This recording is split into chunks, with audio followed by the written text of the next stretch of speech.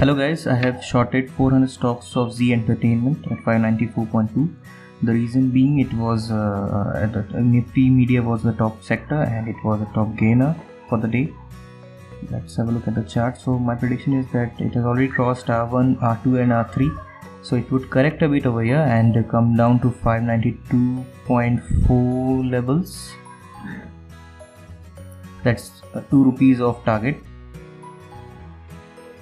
So let's wait and watch. I've been tracking this share from a long time ago. So 92.2 is my target.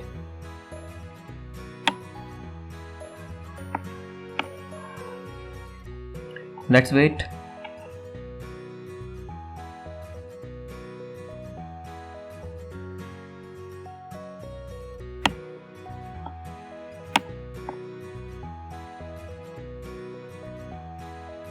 So it's been around 2 minutes and yeah, it has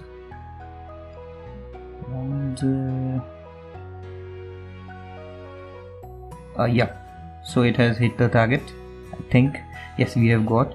So 800 rupees of profit we have made in 3 minutes. Thank you guys, thanks for watching. Do like, comment and share. Let me know what you think and please subscribe.